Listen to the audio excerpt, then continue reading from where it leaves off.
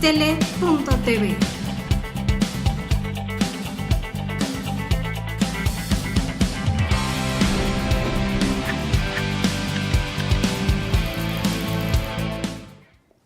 Estimados amigos, muy buenas tardes, bienvenidos a Misión Mundial. Nos da mucho gusto que estén ustedes con nosotros. Varias semanas de ausencia y en ellas tengo que agradecer mucho la coconducción de nuestra amiga Teresa Solís. Oye, pues muchas gracias, Teresín. Te agradecemos mucho que nos hayas suplido por acá. Tenemos un tema muy especial, es el cambio climático, sus efectos y todas sus consecuencias también. Oye, como que mucha gente lo minimiza, pero hoy creo que nos va a ser uno de los primeros de una 3, 4, yo creo que hasta de 6 o 7, ¿no, Teresín? Bueno, vamos a ver cuántos programas nos dan, porque el cambio climático no se aborda en un solo tema, ¿no crees? Bueno, yo creo que es un tema que tiene que subir a la agenda mundial y poner los ojos en América Latina, en el Caribe. Para ello, hoy invitamos a la doctora Rosa María Larroa, que es economista originalmente y después es doctora en estudios latinoamericanos. Y también tenemos la presencia de Maritza Isla Vargas, que ella es doctorante en Ciencias de la Sostenibilidad y es socióloga también de base y tiene una especialidad en economía ambiental y ecológica. Entonces, hoy el primer programa de cambio climático, a mí me gustaría empezarlo a ver desde la agroecología, desde la perspectiva de lo que se ha hecho en la tierra, la aridez de todo lo que está pasando en América Latina y en el Caribe, porque quiero decirles que ayer ellas tuvieron un seminario muy interesante. Entonces, bienvenida, Rosa María. Rosa María. Muchas gracias. Maritza. Muchas gracias. Bienvenidas, pues ya son amigas de Misión Mundial. Empezamos yo creo que con Rosa María para que nos diga un poco, yo creo que pues tu especialidad que es, yo creo que vamos a hacer como el lazo entre el concepto de soberanía alimentaria, seguridad alimentaria, esa diferencia, que el público la tenga clara y ver esto cómo está relacionado con el cambio climático y pues con todo lo que es el sector primario. Sí, muchas gracias por la invitación a este programa.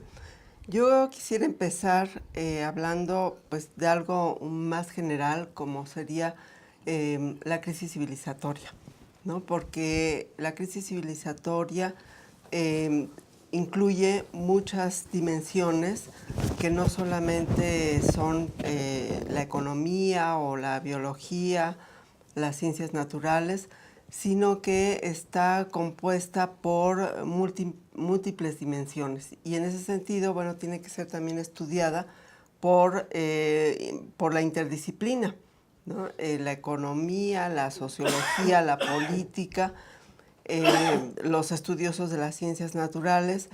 ¿Y por qué también es importante hablar de esta problemática? Bueno, porque en primer lugar, no solamente la afectación es hacia la naturaleza, sino a las sociedades humanas.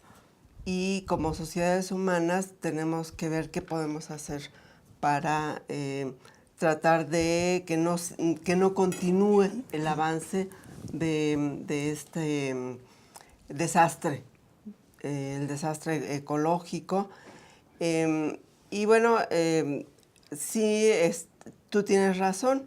Uno de estas dimensiones es la crisis alimentaria, ¿no? Que se habla poco porque cuando hablamos del cambio climático a veces no se conecta con la problemática agrícola, pero yo creo que es un elemento fundamental. Tenemos ya décadas en que la producción agrícola ha tenido cambios muy fuertes. Primero por la modernización capitalista que implica el uso de nuevas tecnologías, de insumos químicos que contribuyen a este calentamiento de la tierra, a la contaminación y, por supuesto, es parte de un problema de desigualdad en la sociedad capitalista.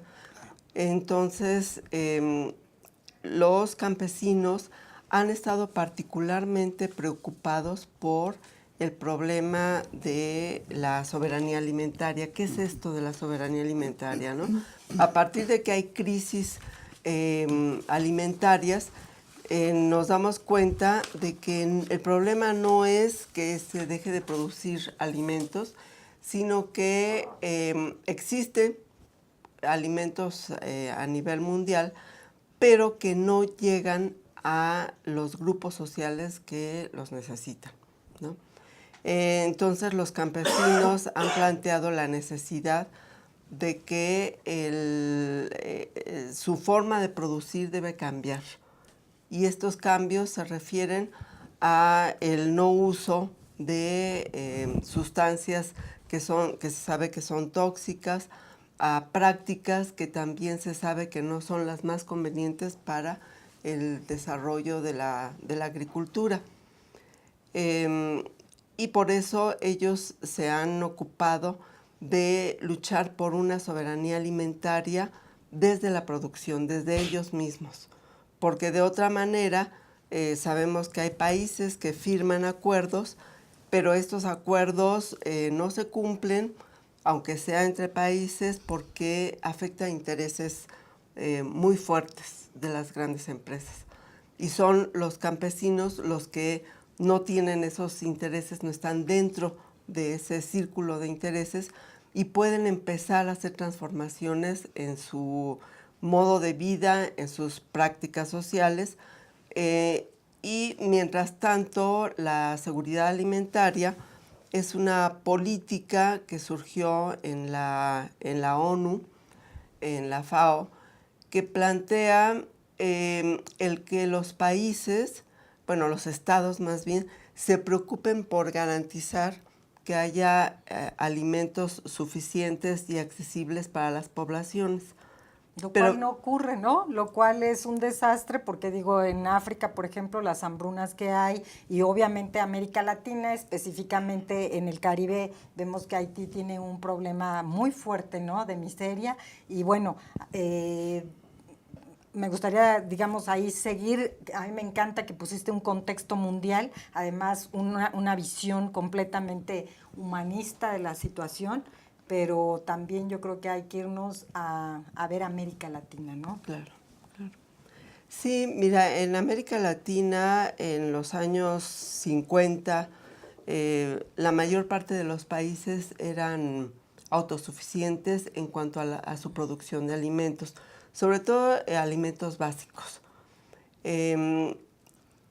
Sí había necesidad de importaciones, sí había exportaciones, pero los países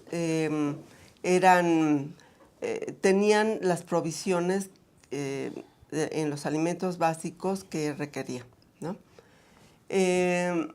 Después de esa década, ya en los años 60 y 70, que es la etapa en donde ya vemos las consecuencias de la modernización de la Revolución Verde, por ejemplo, nos damos cuenta de que muchos de los países empiezan a perder esa autosuficiencia alimentaria.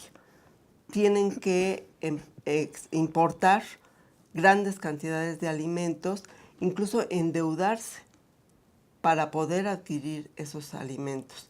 Y esto se debe en gran medida a los cambios geopolíticos que suceden, por ejemplo, en la posguerra, en Europa, que después de la guerra se dan cuenta que es muy importante la producción alimentaria, que ellos tienen que asegurar su producción alimentaria, empiezan a tener excedentes y a inundar otros países, otras regiones como América Latina, y lo mismo hace Estados Unidos.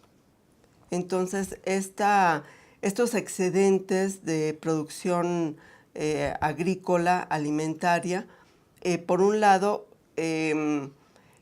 facilitan a los países la obtención de alimentos porque son alimentos que son propuestos a precios muy bajos, porque están subsidiados, ¿no?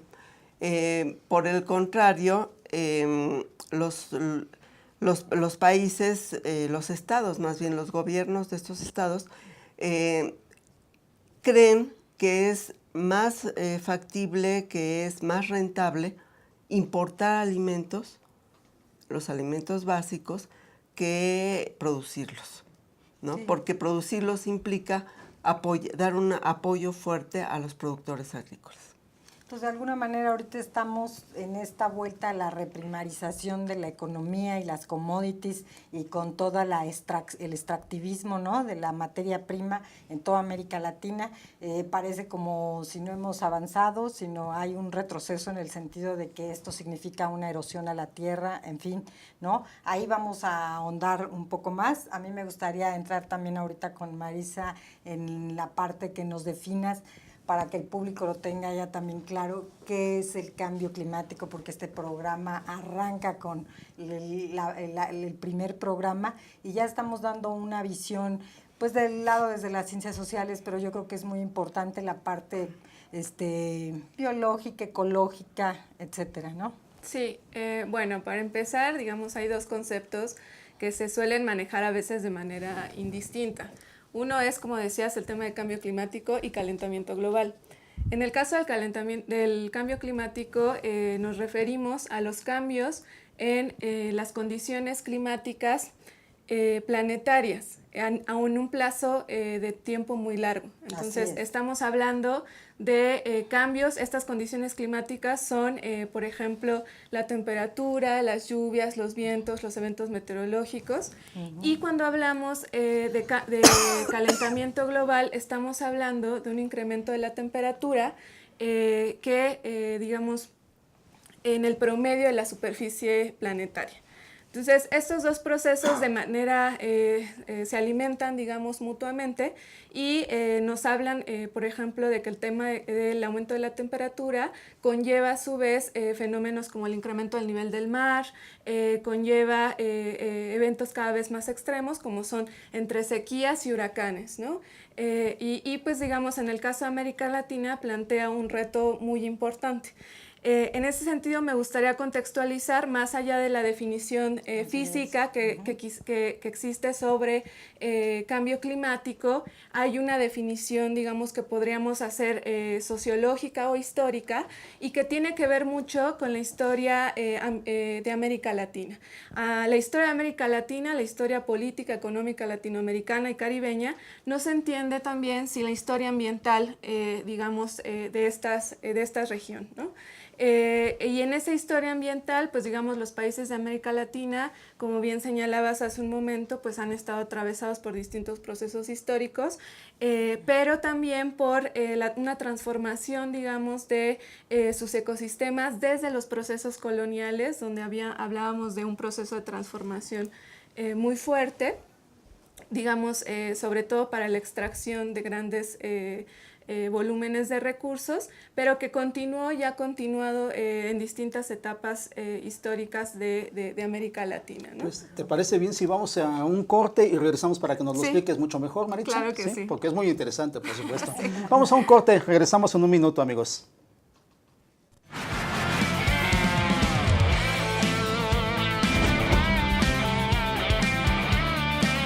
Aztele.tv.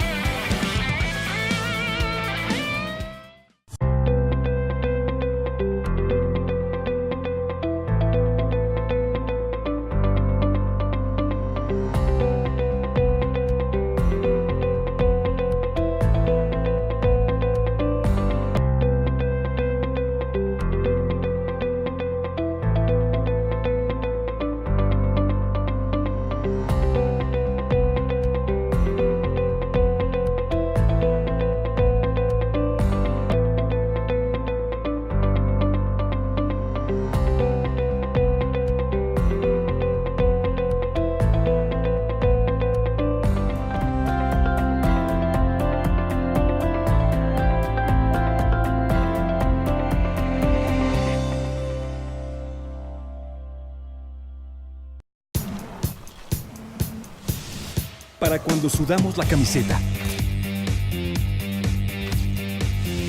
Para los que tenemos una vida intensa. Porque todos necesitamos rehidratarnos.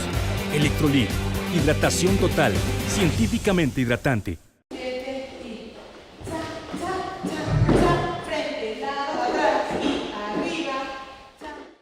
Para mí el baile es como una terapia porque me ayuda a relajarme, a desestresarme y a sentirme mejor. Cuando era estudiante estuve becada por el taller de baile y al terminar la licenciatura me ofrecieron quedarme como maestra de danza y acepté de inmediato. Más que un trabajo, lo veo como una forma de regresarle a la institución el apoyo que en algún momento me brindó. Estudié psicología porque siempre me ha gustado ayudar a las personas que están a mi alrededor. Actualmente estoy haciendo una investigación con cuidadores primarios de pacientes con cáncer y esta experiencia me ha llevado a plantearme nuevos horizontes en lo profesional. Soy Carla Fernández y uní la psicología y la danza para ayudar a que la gente se sienta mejor. UNILA es más.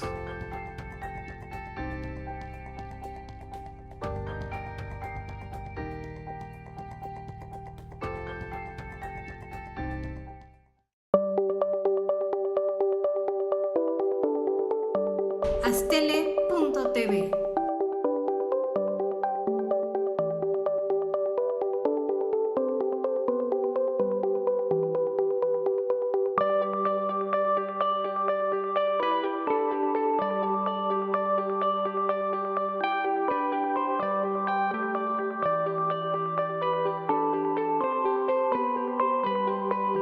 Astele.tv.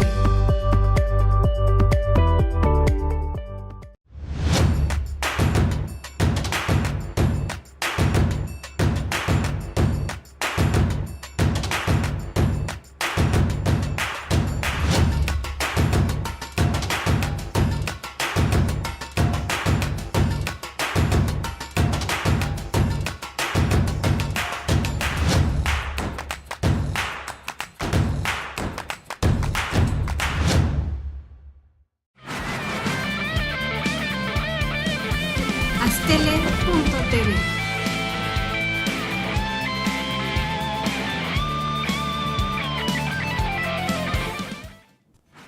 Amigos, estamos de regreso en Misión Mundial tratando el tema del cambio climático, sus efectos y sus consecuencias. Ya estamos viendo a través de nuestras especialistas aquí en este panel maravilloso que tenemos de análisis cómo esto ha impactado en África y ya estamos viendo también en la perspectiva latinoamericana, que es básicamente la que pues, nos toca directamente, nos daña en el corazón y en el hambre, en la producción de alimentos.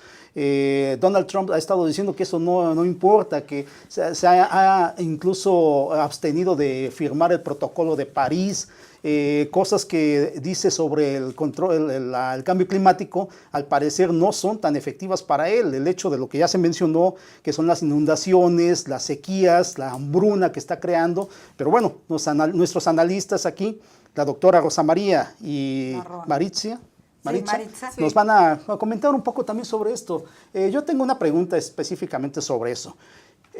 China ha estado haciendo como algunos movimientos en torno a diferentes continentes. Lo he visto mucho en la cuestión de África.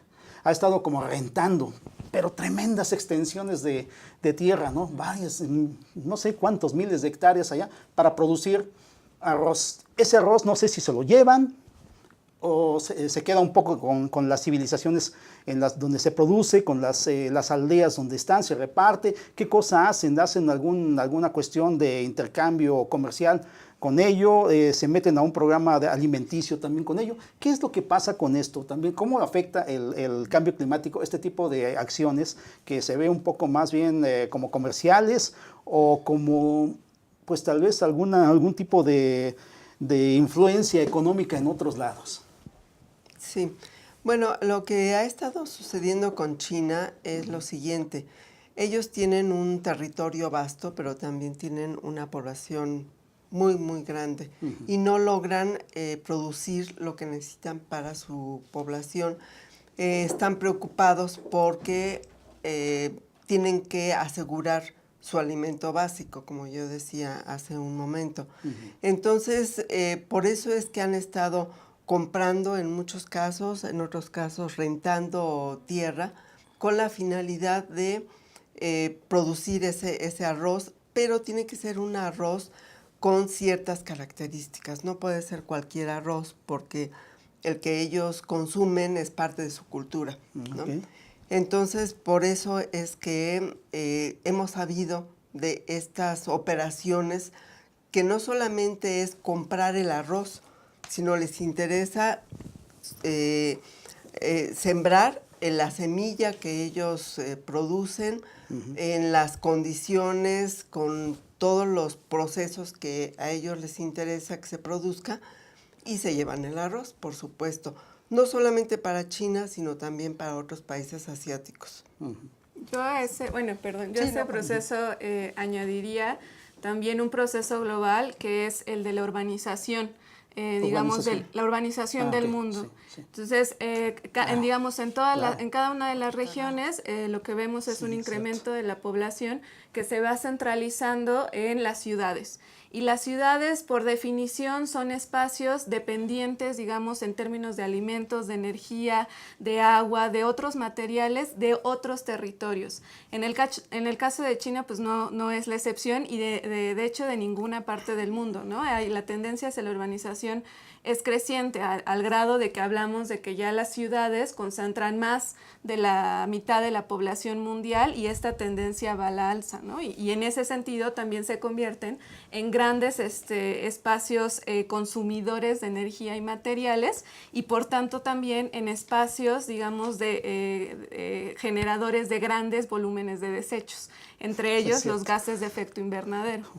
Sí, tiene razón. Tere. Ahora, tocaste un punto importante, ¿no? Que ahorita con la administración de Trump, la política de Estados Unidos lo que hizo a partir de él fue tratar de desarticular todo su avance que había en relación al cambio climático y a todo la cuestión ambiental.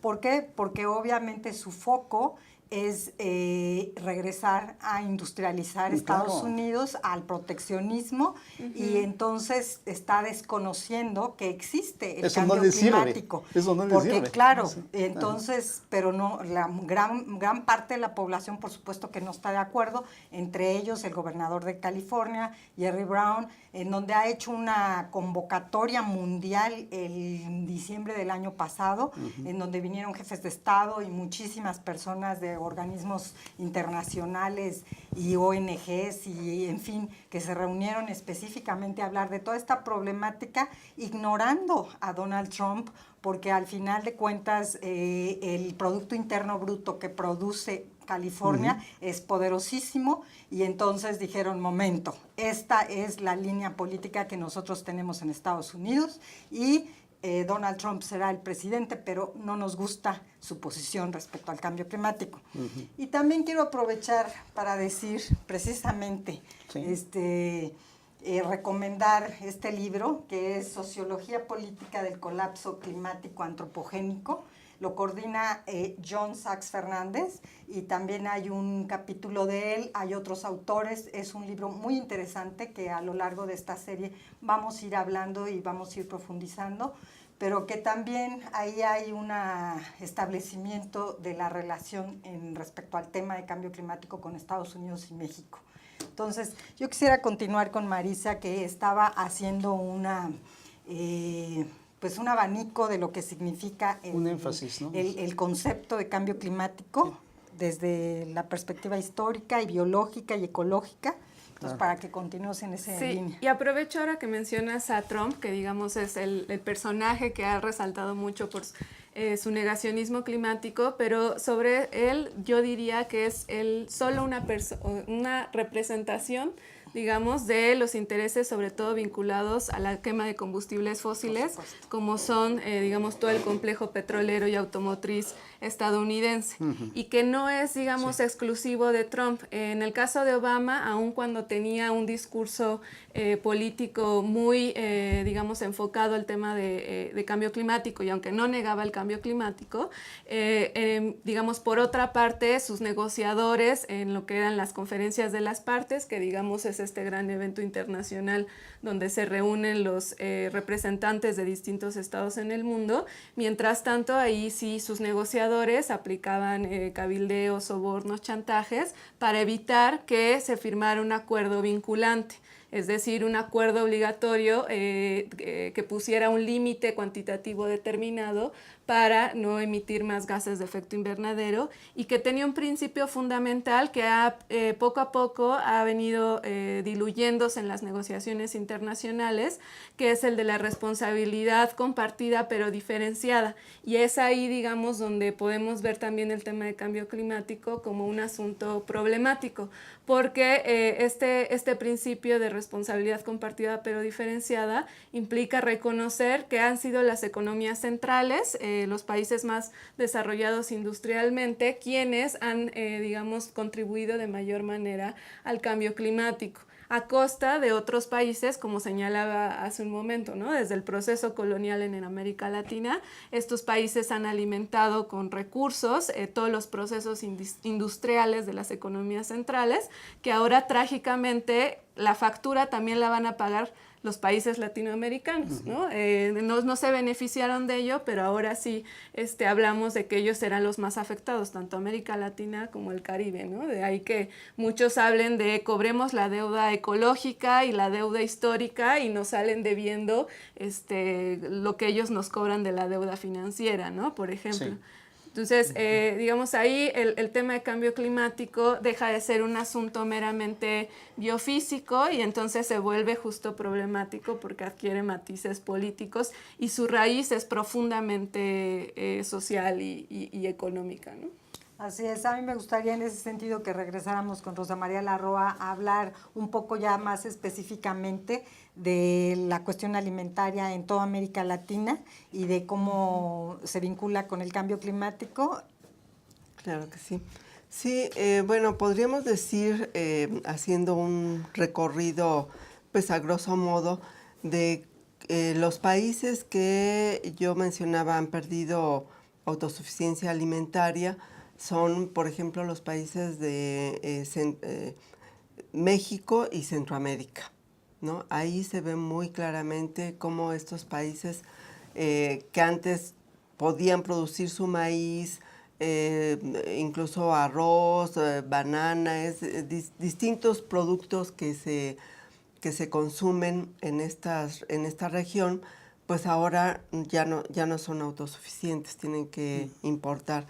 Está también el grupo de países en Sudamérica como Perú, Bolivia, Ecuador, Venezuela, ¿no? Colombia, que también ahí han ido perdiendo autosuficiencia alimentaria, no así países como Argentina, Brasil, tal vez Uruguay, que tienen grandes extensiones dedicadas al monocultivo y que ellos son exportadores de productos agrícolas, pero que sin embargo se han ido reduciendo la variedad de alimentos que antes sí producían, ¿no? Vemos ahora el problema con Argentina, Brasil, Uruguay, que se han especializado en la producción de soya transgénica, ¿no?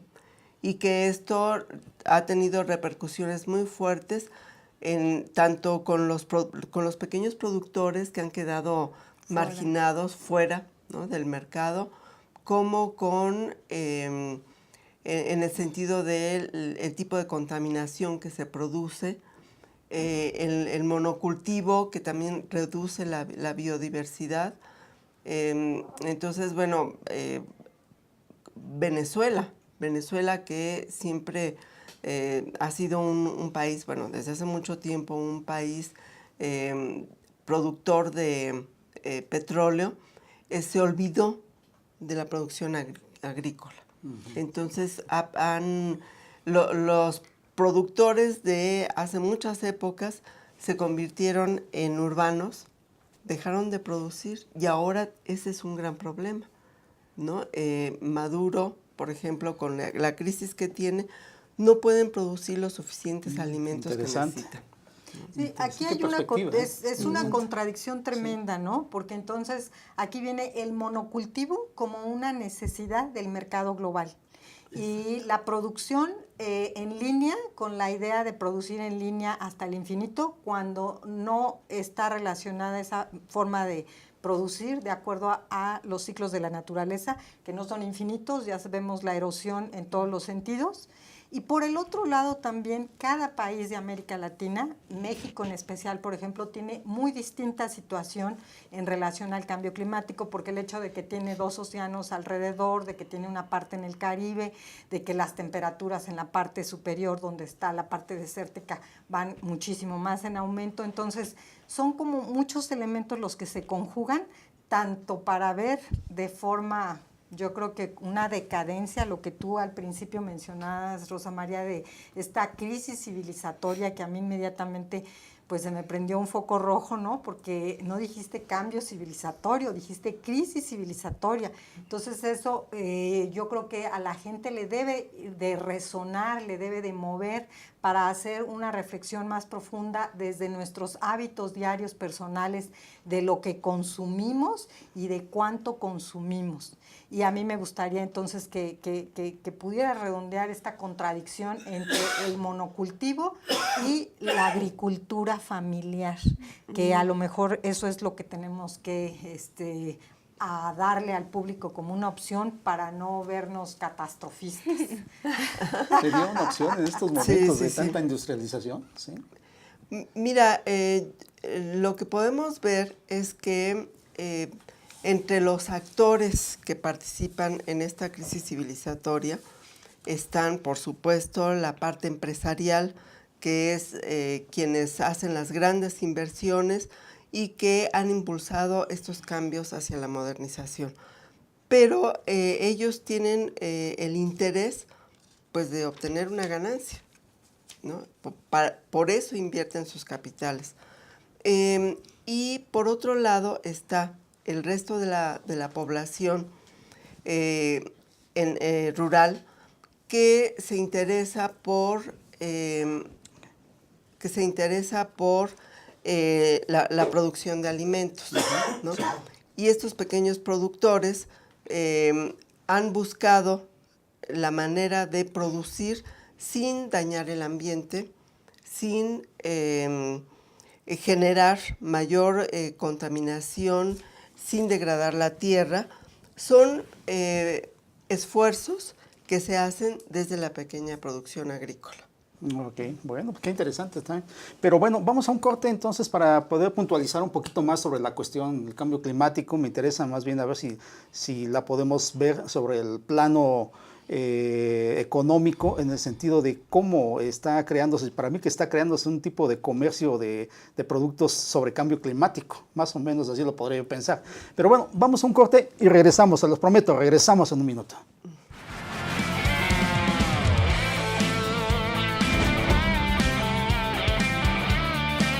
Astele.tv.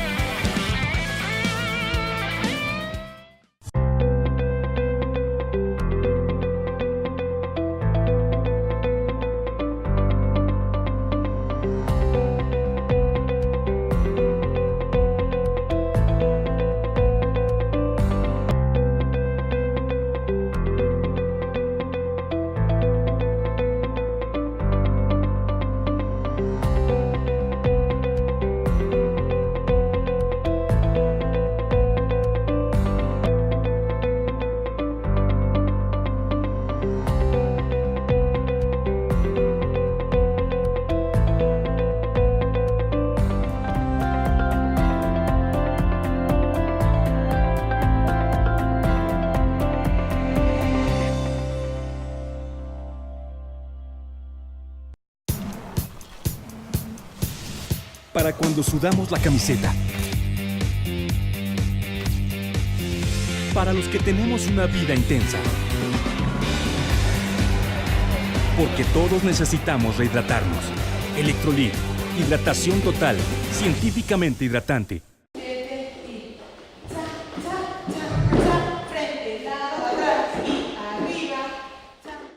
Para mí el baile es como una terapia porque me ayuda a relajarme, a desestresarme y a sentirme mejor.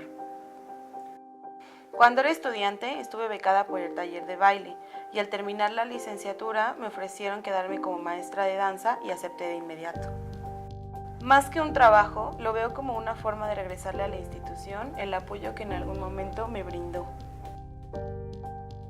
Estudié psicología porque siempre me ha gustado ayudar a las personas que están a mi alrededor.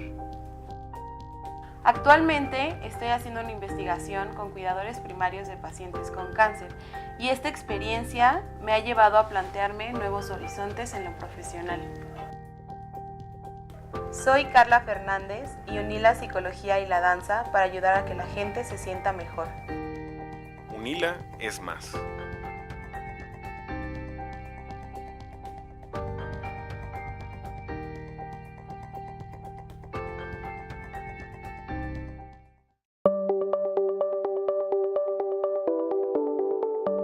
Astele.tv.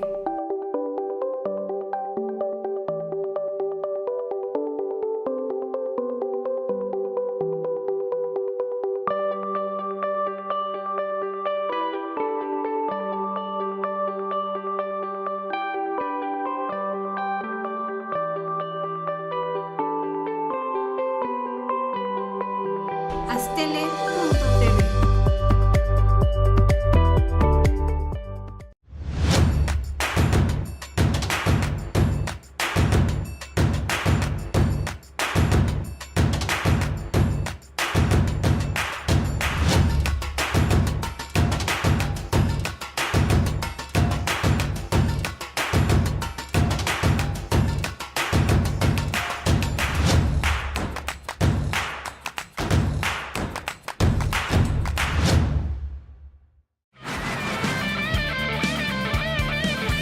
Astele.tv.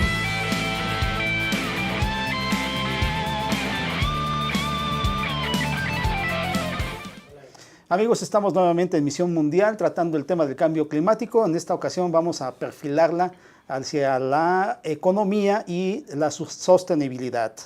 Teresín, ¿puedes conducirnos, por favor? Porque pues tu conducción ha sido maravillosa estos años. Muchísimos años. años. Yo digo, para mí son años, porque el Ya no venir son una años. semana es perderse fueron muchísimo. Y años, ve nada ¿verdad? más el panel que tenemos, ¿no? Ay, Gerardo, yo tuve un lapsus, pero bueno, aquí estamos, amigos de Misión Mundial. Me da mucho gusto continuar con el panel y bueno, quiero darle la palabra a Marisa para que haga este vínculo entre la economía, que digo, podemos hablar de economía verde, economía ecológica, muchos tipos de economía, pero yo creo que se me hace muy importante el momento actual, economía con sostenibilidad, que también dicen mucho...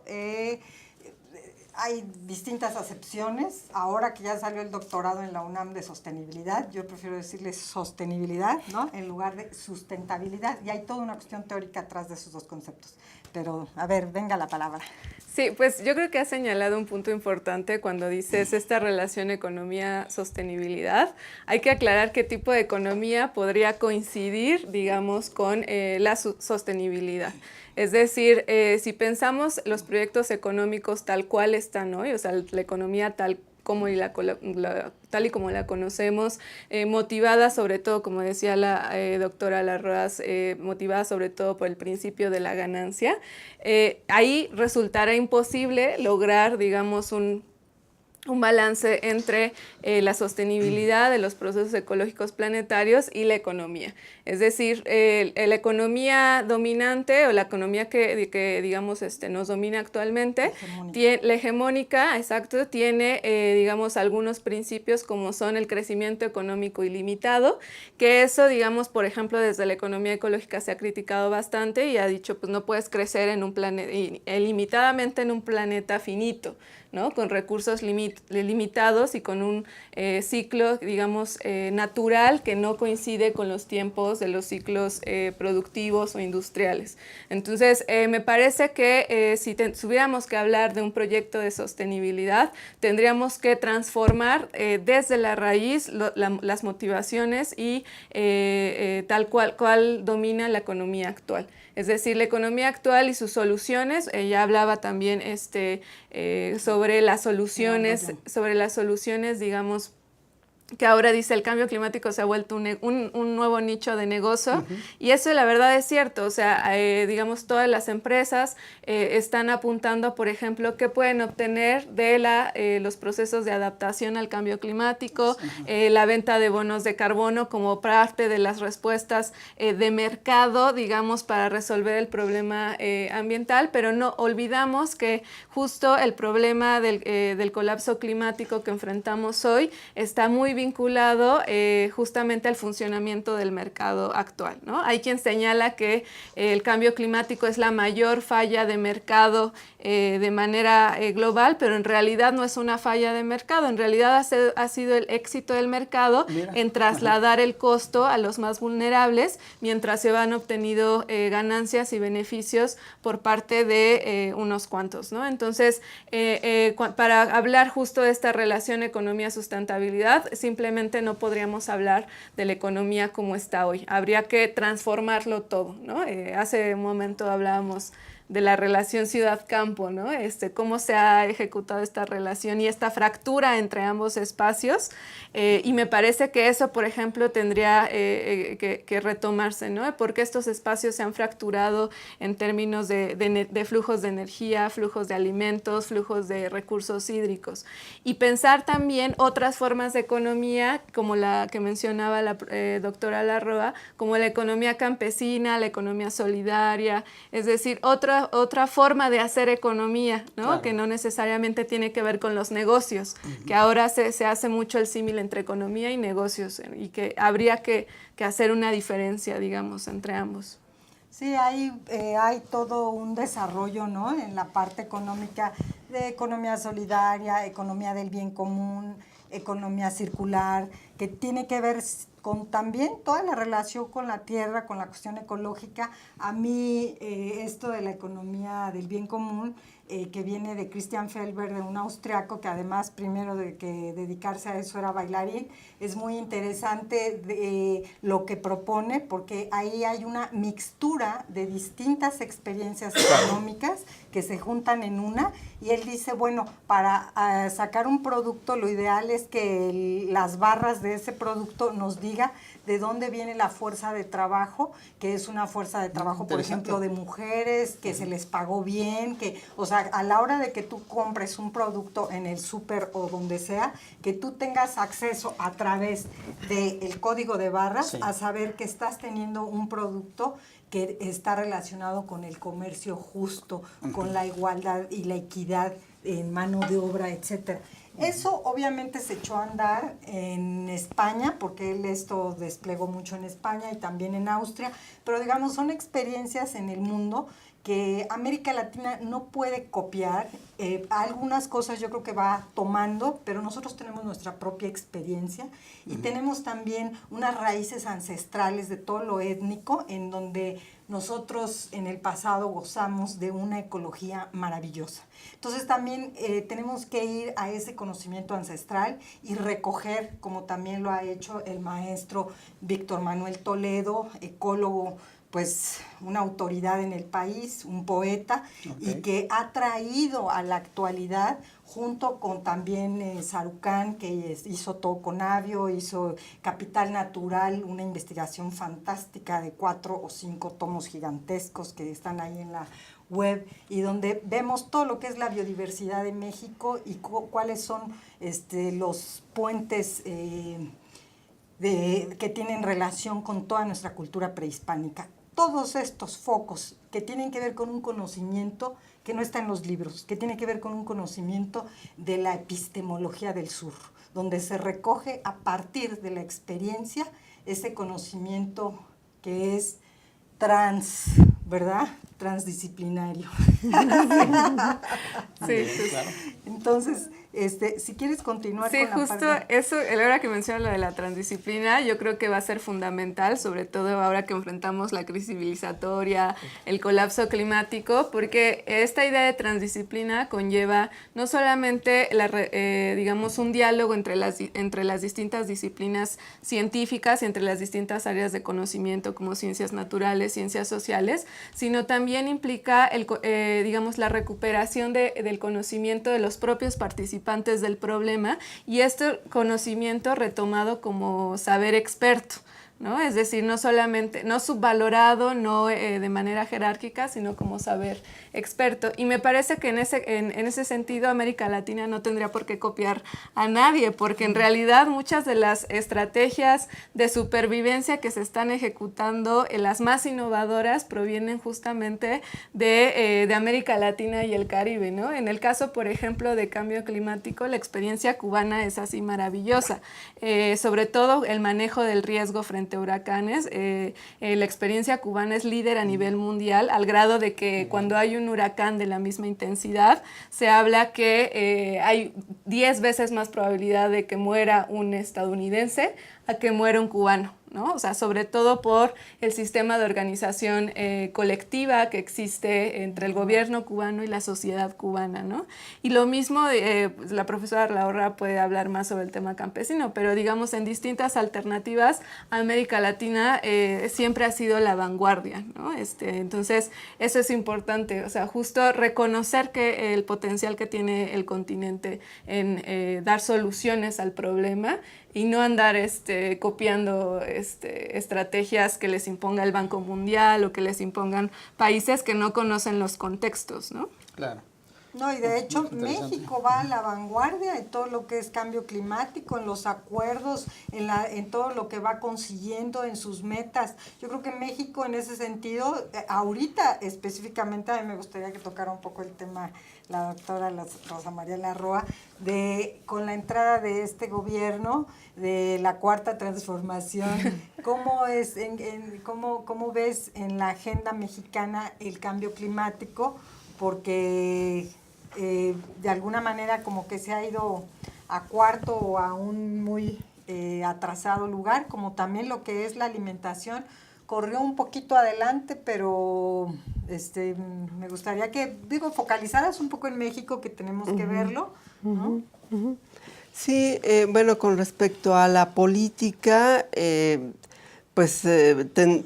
tenemos que reconocer que durante muchos años la política se ha orientado hacia apoyar a la gran producción, porque se piensa que la gran producción, por ejemplo, las tierras del noroeste que tienen riego, que tienen inversión de capital, que tienen innovación tecnológica, pues son las tierras y los proyectos a los que hay que impulsar, ¿no? Porque ellos son los que producen más. Sin embargo, las cifras nos dicen lo contrario. O sea, la mayor parte de los alimentos que consumimos en México se producen por los campesinos, por los pequeños productores, a pesar de que no tienen el apoyo suficiente en muchos sentidos, en el sentido tecnológico, en el sentido de crédito, de asesoría, en fin. Aún así, sí sabemos que los pequeños productores necesitan apoyo, ¿no? O sea, se necesita una política que esté pensando en que los pequeños productores no son marginales, sino que son necesarios para la producción nacional.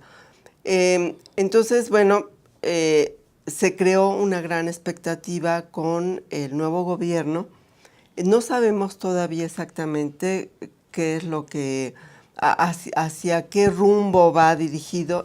Sin embargo, sí hay como una cierta desilusión porque el secretario de Agricultura es una persona que conoce más de empresas que de pequeña producción, ¿no? Entonces, eso preocupa.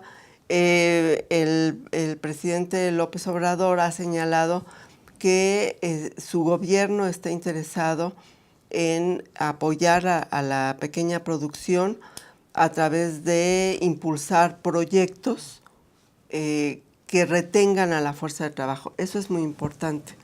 Si esto se lleva a cabo, yo creo que sí va a significar un parteaguas con respecto a los gobiernos anteriores. Sí, al final de cuentas ¿no? se trata de que podamos volver, si no a ser autosuficientes en toda la alimentación nacional, pues sí de tener todos los productos de la canasta básica, especialmente las legumbres y en fin todos los vegetales, los frutos, al alcance y sin costos y además sanos, ¿no? Claro, además hay muchos mecanismos. Mira, ahora se habla, por ejemplo, de los circuitos cortos de comercialización, que lo que está proponiendo es que los alimentos no tengan que viajar enormes distancias, ¿no?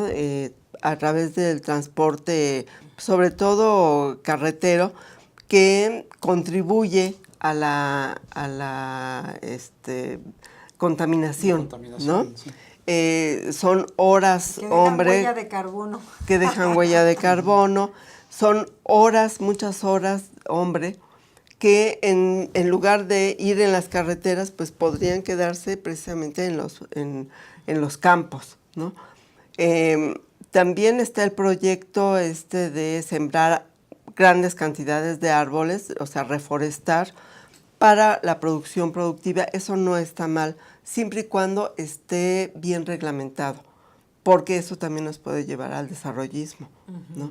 Y nos hemos dado cuenta de que el desarrollismo no es la vía por donde debemos transitar ni en México, ni en América Latina, ni en el mundo, ¿no?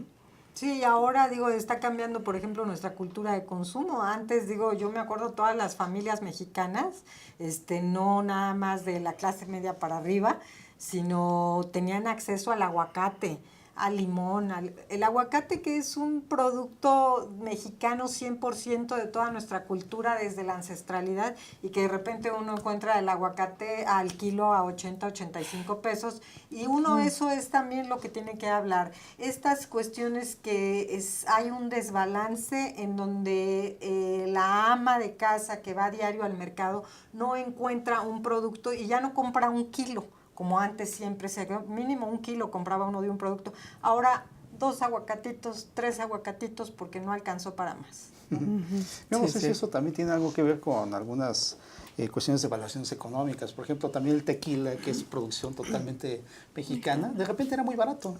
Y hasta creo que lo ninguneaban. Y de repente se cotiza tremendamente a niveles internacionales y ahora cuesta muchísimo en nuestro propio país, ¿no? Nos cuesta mucho dinero tomar tequila. Lo mismo pasa con el aguacate. Se cotiza mucho allá para el Super Bowl, ¿no? Allá en Estados Unidos, ¿eh? Y yo no sé si por eso también no lo quieren comprar así también. No sé si se tendrá una relación, pero lo platicamos en otra ocasión. Doctora de la Roa, muchas gracias por estar con nosotros.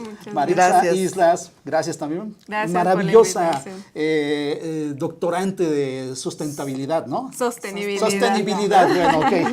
Ya íbamos a hablar sobre eso después. Ajá, sí. Teresita, muchas gracias por estar nuevamente con nosotros. Gracias, Gerardo. Por tu co-conducción, por aguantarme. No hay ningún aguante. Qué bueno que estamos juntos. Gracias Bueno, por ¿quieres estar despedir aquí. el programa o lo hacemos juntos? Tú, por favor, despídelo. Ok, bueno, de parte de todos mis colaboradores acá, salve audiencia.